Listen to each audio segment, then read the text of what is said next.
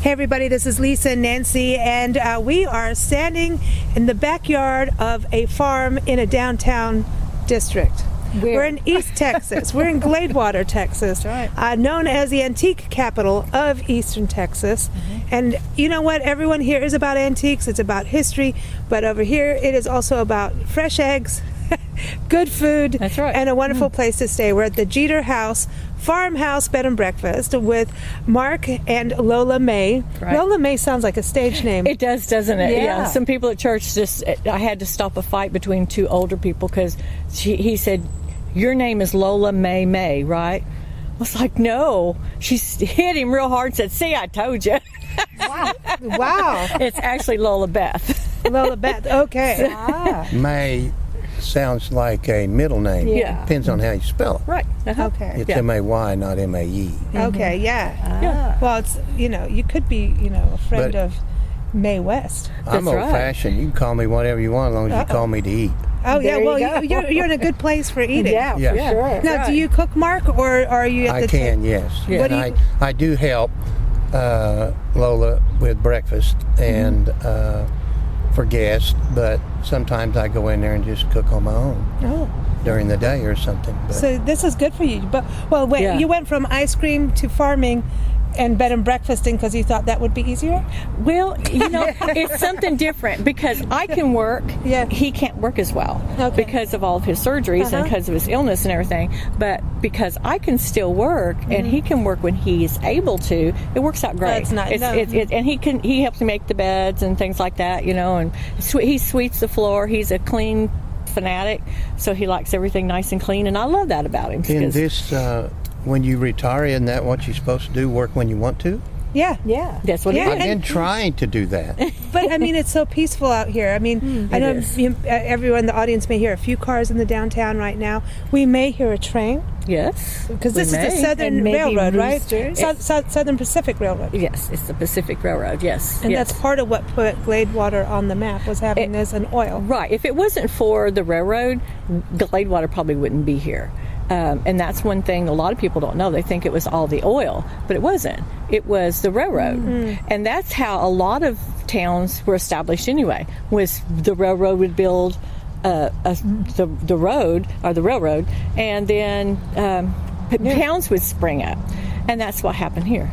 So what led you to come from Oklahoma? Because you were saying, Mark, at the beginning that you were in northwest Oklahoma. Northeast with all the wonderful weather, like ice storms and tornadoes. But Oklahoma's a beautiful state. It is beautiful. Too. But what led you here? Lola. Oh, yes. Remember, chasing Lola May. That's right. Because Lola had a conversation with the Lord. And I wasn't involved in that conversation, but I'm here. Yeah. So she seems to do a lot with the Lord, because you said that's how you ended up here with the bed and breakfast. Yeah, and what was really neat when we were praying for a place and praying for a house, all I would say was, Lord, we just need a little house on the corner where we can go die. Because eventually we're going to die. But you know statement scared me. Yeah, he knew something I didn't know. The Lord hadn't told me that. Yeah. So as long as you don't get a house, you won't die. That's right. So when we got here and everything started clicking and everything, and we were blessed with this house, the Lord revealed to me, I didn't give you a house to die, I gave you a house to live. So we are living the life right now. I think it's beautiful what's going on, because I know you're redoing the house. When you said you put a lot of sweat equity into this house. Yes, ma'am. When you moved in, but this is a very historic farmhouse. It is. Connected to the Walker Manor Bed and Breakfast, the Walker family over here. So touch on that a little bit. When was it built? 1903 or 1907. We've got both stories from the family. There's very little family on this side left. The one that I have been in communication with is in Shreveport. She's going to come and visit me and stay for a while and bring things so we can get all the history of it. But the way it's tied together is L.A., Leonidas, and Annabelle were married. Annabelle was the sister of Nancy Walker, which was Dr. Walker's wife at Walker Manor. Okay. So they were sisters, and I can just imagine, back in the 1900s, walking back and forth to each other's houses and everything. And he was a doctor, so he had a big house, and it was very nice. A lot of land, tons of it, all over Gladewater and the surrounding area. And Leonidas, he, when they were married, then this was a farm. And that's why we're bringing this back to an urban farm. And his last name was? Jeter. Yes, Jeter. And so he farmed exotic pigs and exotic sheep.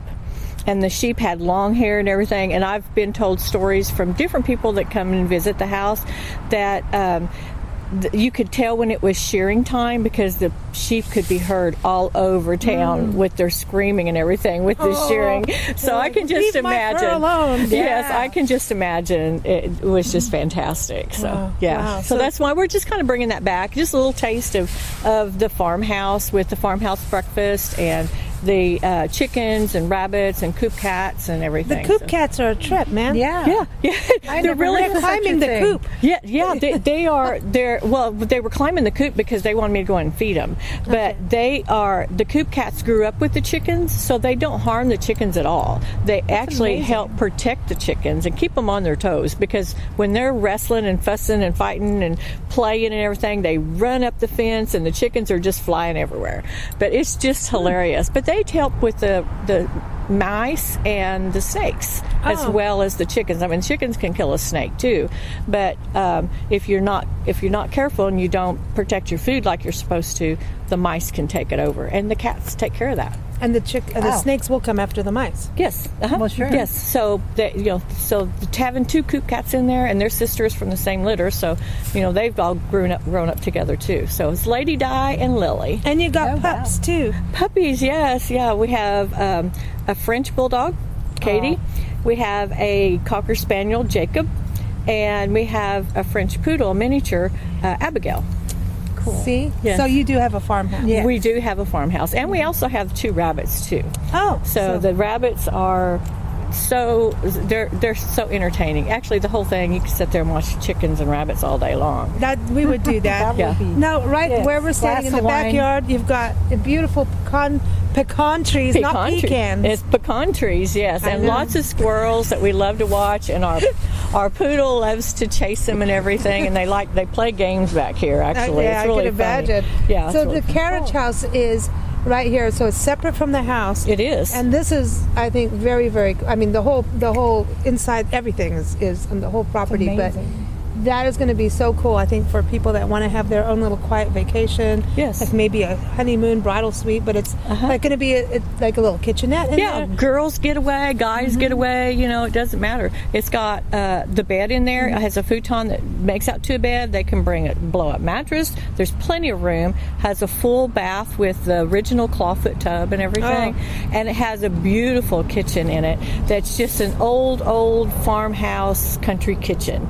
Yeah. With the really nice cabinets that have the elongated sides and everything, and then the breezeway between the bathroom and the living room has a really neat little niche right there that has shelves and everything. It's real cute. It's real cute, and a huge closet. I love it because it's up and you can see out over the backyard. Yes. That's nice. That's one of our 5-year plan is to raise the carport that's on that side up to the level that it needs to be and open the double windows and put a French doors there, and people can just come out onto the deck and overlook the property and watch the squirrels and everything. It's just beautiful from up there. Wow. And then the inside of the house, you've got like your side, and then this is a very unique thing. So we're going to talk about breakfast. Yes. I know Mark wants to talk about breakfast too. And people would eat it too. So good. That was so good. But so when you check in here, you have your own room, your own library, living room, and even the dining room to yourself to kind of have some extra privacy and space. Yes. When sometimes when you go, you don't want to just be in one room, and some places don't have a commons area, and you just want privacy. And especially with the COVID thing going on and everything, we're real conscientious about keeping it sanitary in our spaces. But they have their own entrance. It's a wraparound porch on the front. They go into their own entrance. It has a large bedroom with a king-size bed. It has a full bath with a claw tub and a separate shower. And then they also get the dining room. That's a private dining room for them. And the library is nice. It's a stocked library with lots to read, electric fireplace and everything for the ambiance, a Tiffany lamp. It's just really, really comfortable in there. So that's when instead of just getting one room, you get 3. Yeah, that's beautiful. Cool. That's really beautiful. And because the porch does wrap around, you can sit out on your own porch on your side. Like that. Yes, your side of it, and just sit down and enjoy the train going by and everything. The one thing too that is really neat, the train, but you're on Commerce. Yes, we're on Commerce. Commerce. I'm getting there. Yeah. So you're on Commerce Street, so same street as Walker Manor, like you're saying. Yes. The families could walk back and forth with each other, you know. Yes. But now when you walk if we walked from here to Walker Manor, we'd be going by antique stores, the old oil derrick downtown that changed colors, lights and everything. Yes. So there's the museum, the Gladewater Opry, but this is also part of the Ghost Walk, and I know we're going to be taking, the Ghost Walk. Well, by the time this airs on Sunday, we would have done it, and maybe it'll have to run its own. We might get so scared. Who knows? Well, I tell you what, the Ghost Walk is such a fantastic history tour that things really happened here in Gladewater, and it was an up and coming. Lots of population was here, but memory will not add it to her walk unless there's truth. Okay. So I like that. Well, she's a teacher. She is a teacher. She loves history. Yeah, so she does. Yes, and she's a very good history teacher. Yes, she is. So that's what I like about hers. Sometimes you'll go and they'll make things up. Just you don't have to. You don't have to in Gladewater. You don't have to do that. They did have the brothels and the gunfights and the whole thing. We did have the brothels. We had the gunfights. The highway patrol was killed here years and years and years ago, and it's just incredible some of the things that happen here in Gladewater, and you get a really nice history lesson and maybe see a ghost or two on the You guys have paranormal people hanging with you too. We do. We have some paranormal friends, and we did a paranormal evening last Saturday, and we'll be doing that some more. But we had a really nice attendance, and our paranormal friends are friends that had a paranormal show. Okay. And so they know what they're doing, and what they try to do is debunk any sensationalism. If people say, there's a ghost in there, they're going to come in and they're going to do their testing, and they're going to say either yes or they're going to say no. And most of the time they say no because they try to debunk it. But then again, on the other side of the coin, they do find things from time to time. What happened, Mark? Cool. I heard your eyebrows got raised a little bit with that last paranormal. I see you. Oh. Well, being someone that's a bit skeptical about this subject, 5 of us were sitting in the sunroom talking, and all at once a swoosh come through the room and said, "I see you." Now, had I not heard that, I would have thought, no, this isn't happening, but I did hear it. Well, the man sitting across the table from me was like me. He was skeptical of all this stuff too. So we kept looking at each other, and we kept saying, "Did you hear it? You hear it?" We all heard it. And so 30 minutes later, a couple of ladies come in the room, and one of them said, "What are y'all talking about?" And we were laughing, and so we told her what happened, and she said, "Oh, that was my phone. My phone says, 'I see you.'" Well, I felt better because I thought I was going to have to take another anxiety pill. And I offered the man across the table from me one because he doesn't take them, but he thought about it. And we couldn't, funny. I mean, but it just really sounded like this is true stuff. But thank goodness it was just a phone. I tell you what, there were two men that were scared to death, and one guy even got up and left the room. But then when we found out, then when it was actually the paranormal lady. She walked in, and that's when she debunked it and said, "No, you didn't hear anything. You heard my phone." So I'll think of his name in a minute. Anyway, we went to the living room and turned on the TV to heat of the night, and that's where we stayed. To the heat of the night. Yeah. Good. I haven't seen that forever. It's a great one. That kind of ended the night for us. Then, basically. He slept well, but we do hear noises, huh? Yeah. Well, and he'll go, I'm hearing noises. Mm-hmm.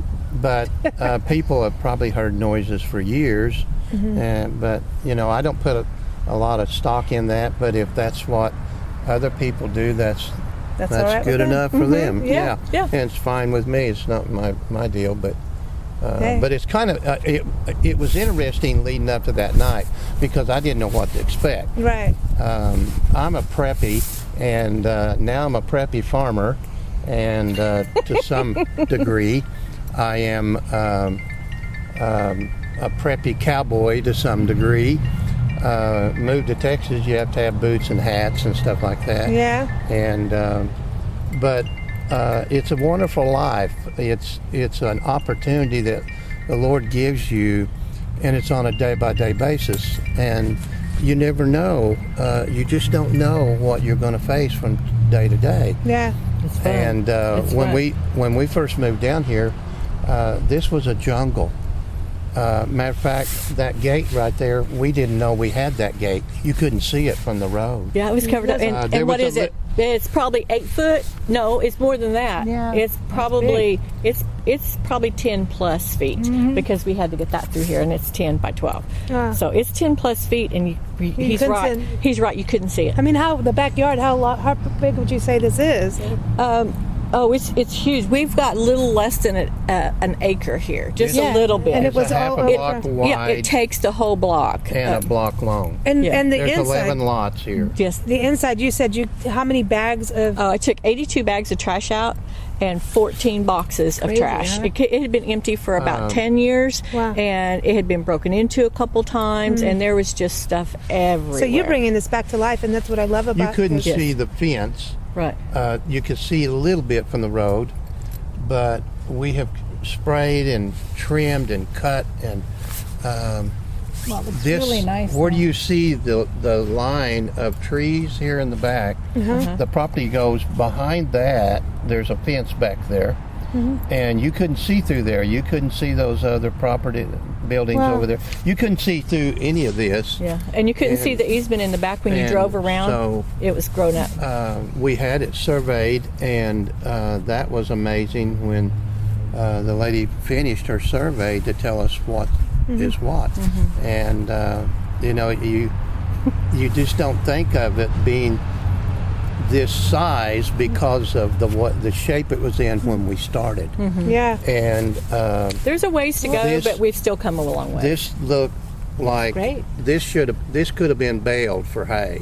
Wow, that's you know. But I think what you guys have done is amazing because what you signed on the property in February. Yes. And right now it's October. You've gone through. You started. I mean, right at COVID. It's like, oh, hello, welcome. But here, all the cleanup you've done. I mean, we wouldn't know. It's coming in here. And when you seated us for breakfast, we came here as a guest for breakfast, and we felt like a guest immediately, and just felt relaxed. And we're like, they've been doing this for years. I had no clue you just started this. No clue. And it was just, it's so comfortable. And the breakfast, everybody. That's excellent.